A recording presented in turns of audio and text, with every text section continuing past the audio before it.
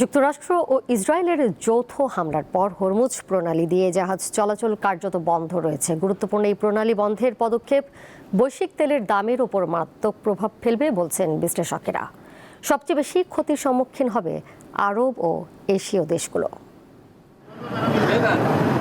শনিবার যুক্তরাষ্ট্র ও ইসরায়েলের যৌথ হামলা এবং সর্বোচ্চ নেতা আয়াতুল্লাহ আলী খামেনির হত্যার জবাবে তেল পরিবহনের অন্যতম গুরুত্বপূর্ণ সামুদ্রিক পথ হরমুজ প্রণালী বন্ধ করে দিয়েছে ইরান।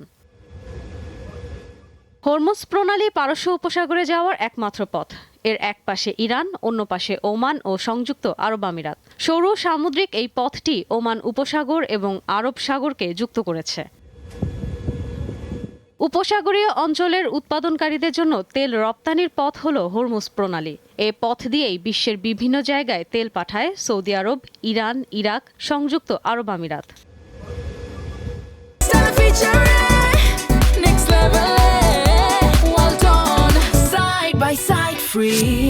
প্রতিদিন প্রায় 2 কোটি ব্যারেল তেল এই প্রণালী দিয়ে যায়। এছাড়া বিপুল পরিমাণ তরলীকৃত প্রাকৃতিক গ্যাস পরিবহন হয় এই প্রণালী দিয়ে। এটি বন্ধের পর বৈশ্বিক তেলের দামের ওপর মারাত্মক প্রভাব পড়বে বলছেন বিশ্লেষকেরা।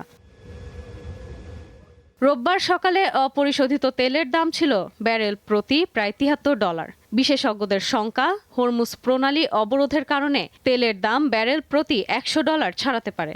এতে এশিয়া, ইউরোপ ও যুক্তরাষ্ট্রে জ্বালানি সংক্রান্ত শিল্প ও পরিবহন খাতে বড় ধরনের প্রভাব পড়বে। বিশ্লেষক সংস্থা ভোরটেক্সার গবেষণায় দেখা গেছে, এই প্রণালী ব্যবহার করে যে দেশগুলো অপরিশোধিত তেল আমদানি করে তাদের মধ্যে শীর্ষস্থানীয় হল চীন, ভারত, জাপান এবং দক্ষিণ কোরিয়া। এই পরিস্থিতিতে হরমুজ প্রণালী বন্ধ হলে আরব ও এশীয় দেশগুলো যুক্তরাষ্ট্র বা ইউরোপীয় শক্তির চেয়ে বেশি পরিমাণে ক্ষতির মুখে পড়বে। এদিকে হরমুজ প্রণালীতে পালাউয়ের পতাকাবাহী স্কাইলাইট নামের একটি তেলবাহী ট্যাঙ্কারে হামলার ঘটনা ঘটেছে। এতে 4 জন আহত হয়েছে বলে জানিয়েছে ওমানের সমুদ্র বিষয়ক নিরাপত্তা কেন্দ্র। এছাড়া হরমুজ প্রণালীর উভয় পাশে আটকা পড়েছে বহু জাহাজ। ইশরাত সুমা, দীপ্ত বার্তা কক্ষ।